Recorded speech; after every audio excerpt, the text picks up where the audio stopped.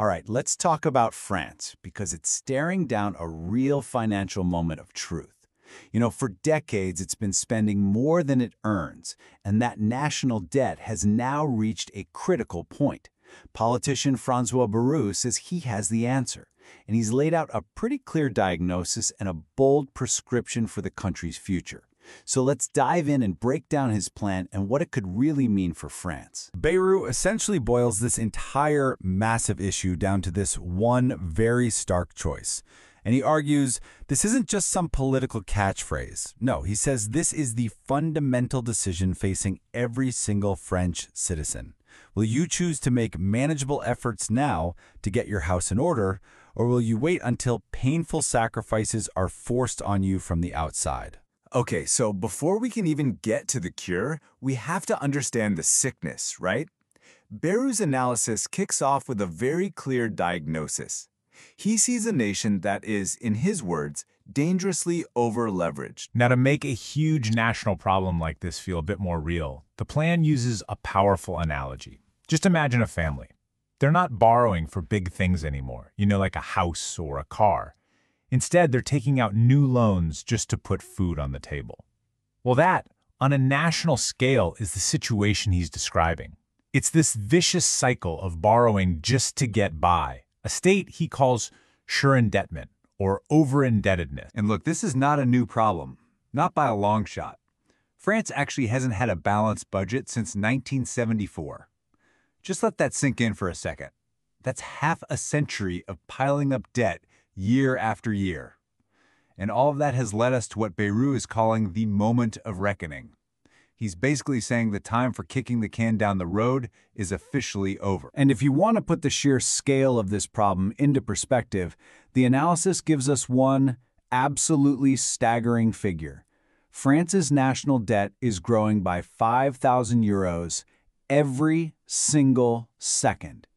It's a number so massive, it's almost impossible to wrap your head around, and it just shows the relentless pressure the country is under. So, given that diagnosis, the prognosis he lays out presents two very, very different futures. It all builds up to what he describes as this stark fork in the road for the whole nation. And the crucial difference here is all about who's in control. On one path, you've got chosen efforts. Now, these are still tough, don't get me wrong, but they're manageable changes that the nation decides on together. It's the path where you keep your sovereignty. The other path? That's forced sacrifices. That's what happens when the lenders just say no more, and painful austerity measures get imposed from the outside. And this isn't just some abstract threat. Bayrou points to very recent history to make his case, showing what these forced sacrifices actually look like. Look at Greece. Pensions were slashed by 30%. You look at Spain, and public sector salaries got cut by 10%. He's pointing to a painful reality that has already played out for their neighbors. So, if that's the diagnosis and that's the scary prognosis, what's the solution? Well, the first part of his prescription is a simple idea, but it's really tough to execute.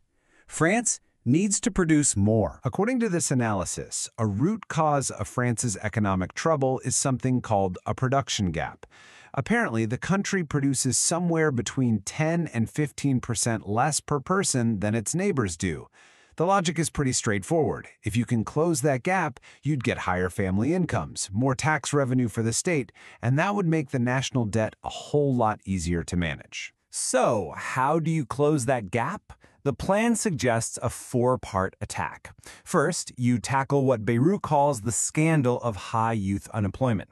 Second, you rethink how the state helps businesses, moving away from just handing out subsidies and toward cutting red tape. Third, and this is a more controversial one, you increase the total amount of time worked in the country, maybe by cutting back on public holidays. And finally, you reform the retirement system to make it fair, especially for people who've had tough jobs or gaps in their careers. But producing more is really only one side of the coin. The second part of the prescription zooms in on the state itself. It's not just about what France earns, it's also about how it spends. The goal here is for the state to act better. And honestly, this is a really key point in the whole proposal. The aim isn't just to slash budgets for the sake of it. No, instead, budget cuts are framed as a tool to do something much bigger, to make the government more efficient and more responsive to what its citizens actually need. The reorganization plan works on a few different levels. So, at the local level, a single official, the prefect, would be in charge of all state actions. The idea is to have clear accountability, one person to call. At the national level, every single ministry would have its mission reviewed to get rid of overlap and waste. And I think this is interesting, it also includes a bottom-up approach, asking the civil servants on the front lines for their ideas on how to improve things. So you take all of this, the diagnosis, the prognosis, and the two big prescriptions, and it all builds to this final call to action. It frames this whole economic challenge as something way more profound, a choice that is going to define an entire generation. This quote really captures the heart of it. It's a direct appeal for the current generation, right now, to be the one that finally steps up and tackles this 50-year-old problem. It's a plea to accept those chosen efforts today to build a more stable future and avoid passing on forced sacrifices to their kids. So it all comes down to this question. Is this plan, as François Bayrou lays it out, the necessary, courageous path that France needs to take to get its economic sovereignty back? Or is it a really controversial prescription, with ideas like working more that just ask too much from its people? The answer to that, as Bayrou himself suggests, is ultimately up to the French people to decide.